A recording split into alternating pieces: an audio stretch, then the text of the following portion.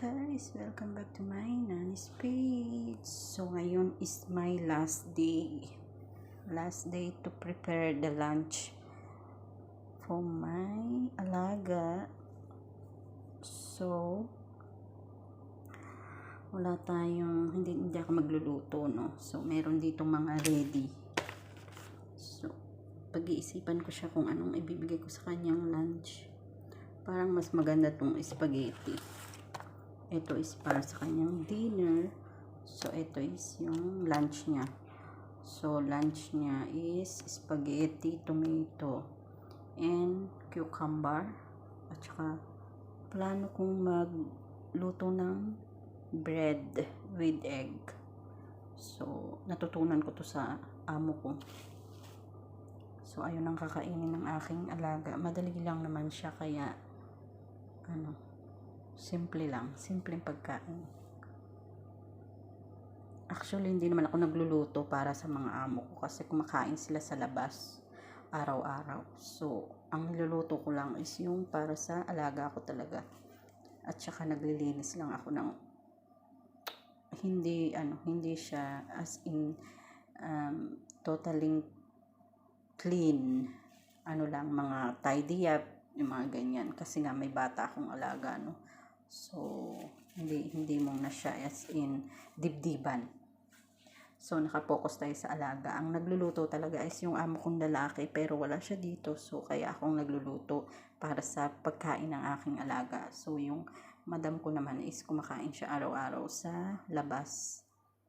Ang problema ko lang is yung pagkain ko. So, minsan nagluluto ang pagkain ko, minsan hindi ako nagluluto kasi dinadalan din ako ng amo ko ng pagkain.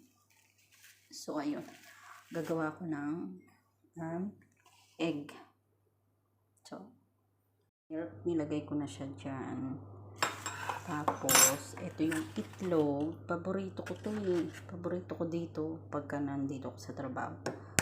Dito ako sa trabaho ko yan. Hindi ako gutom. Kasi lahat naman ng pagkain ko is, provided naman yung lahat ng amo ko. So, ayan. Diba? Di baling pagod tayo sa trabaho, at least hindi tayo ginugutom ng ating mga amo. Yun lang ang the best. Diba?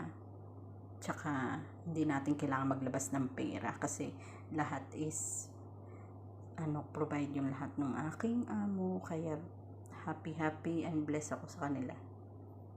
Sige, natin, shake.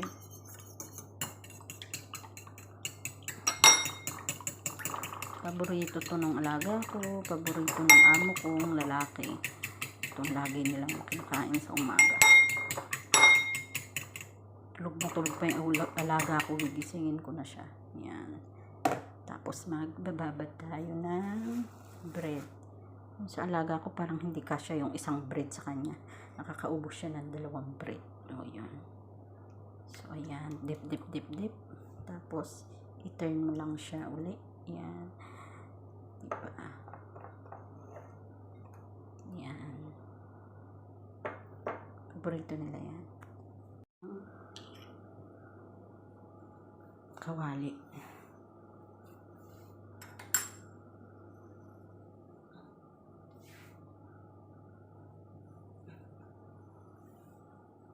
Masyadong maamoy yung gas.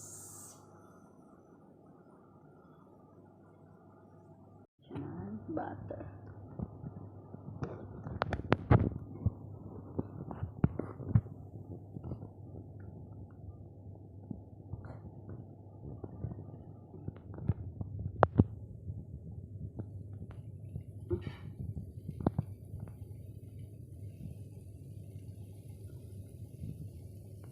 One week lang akong nagtiis ng pagluluto sa aking alaga kasi nga umuwi na yung amo kong lalaki, so walang magluluto ng pagkain ng bata, kaya ako ang nagluluto, pero yung simpleng luto lang. Yan, tapos lalagay natin yung bread. Paborito ko rin to eh. Ito lang minsan lunch ko, masarap siya. Minsan nakaka-4 na ganito ko. lunch na namin yun. Ang amo ko mahilig din sa ganito. So, ayun.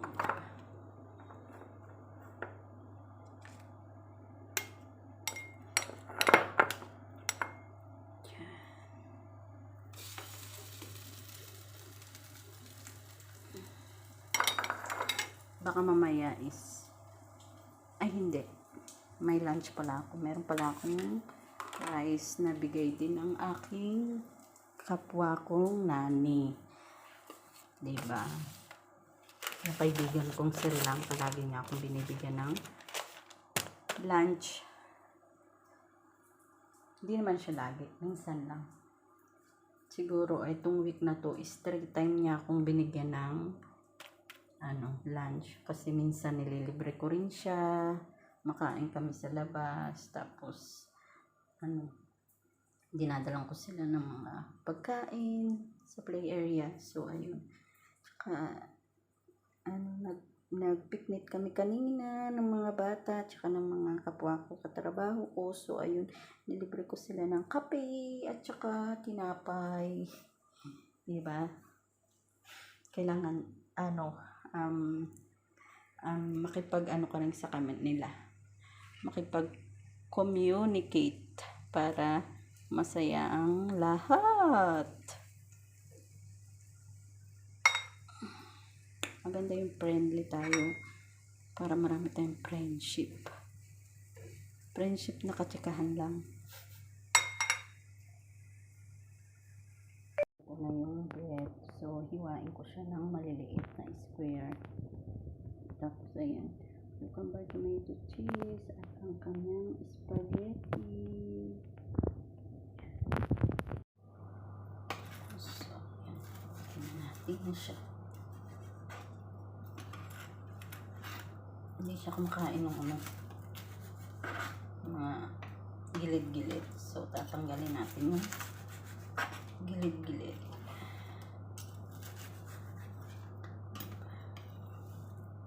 Tapos, hiwain natin siya.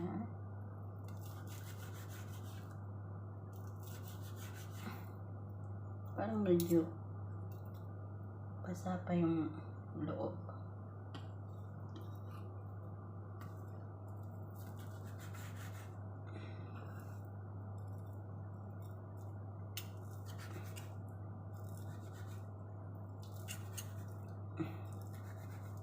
Ibabalik ko siya sa init pa natin siya ng isa pang init para kasi medyo basa pa yung loob niya.